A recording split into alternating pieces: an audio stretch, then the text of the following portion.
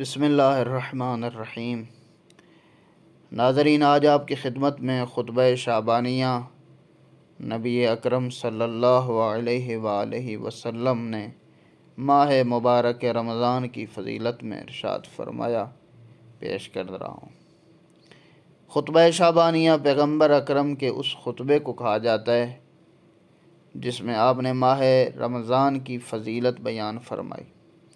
چونکہ یہ خطبہ ماہ شعبان کے آخری جمعے کو ارشاد فرمایا، اس لیے خطبہ شعبانیہ کے نام سے مشہور ہے۔ اس خطبے میں ماہ رمضان کی عظمت کے علاوہ ماتحت اور محتاجوں کا خیال رکھنے، آنکھ، کان اور زبان کو قابو رکھنے میں، قرآن کی تلاوت کرنے، صلوات بھیجنے اور قیامت کو یاد کرنے کی سفارش کی گئی ہے۔ ماہ رمضان کے بارے میں مشہور تعبیریں اسی خطبے سے ماخذ ہوئی ہیں، جیسے ماہ رمضان اللہ کی مہمانی کا مہینہ ہے، یا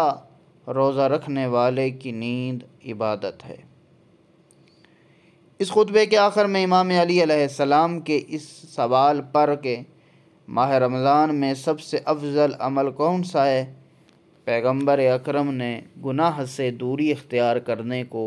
اس مہینے کا سب سے افضل عمل قرار دیا ہے۔ اسی مہینے میں امام علی کی شہادت کی خبر دیتے ہوئے آپ کے بعض فضائل اور مناقب کی طرف بھی اشارہ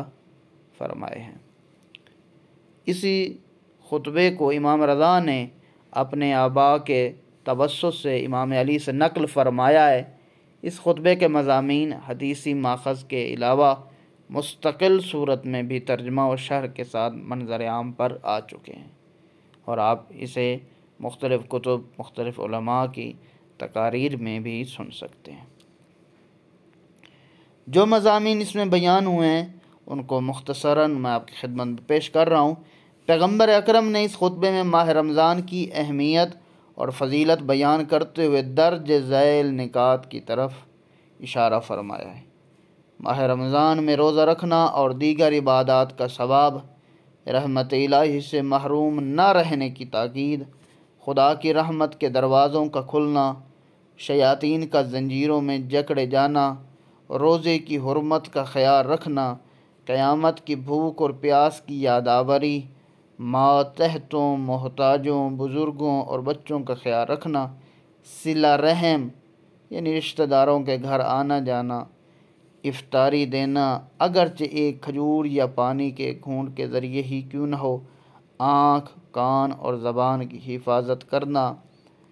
نماز، توبہ، دعا اور استغفار پر خاص توجہ دینا، تلاوت قرآن کریم کرنا، بہت زیادہ صلوات بھیجنا،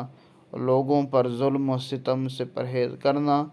اور آخر پہ خوش اخلاقی کے بارے میں ارشاد فرمایا۔ خطبے کے آخر میں امام علی علیہ السلام نے اس مہینے میں سب سے افضل عمل کے بارے میں جو سوال کیا تو پیغمبر نے گناہ کے ترک کرنے کو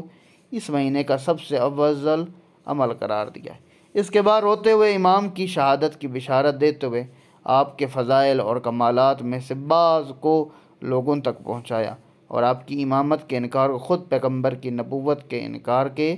مساوی قرار دیا۔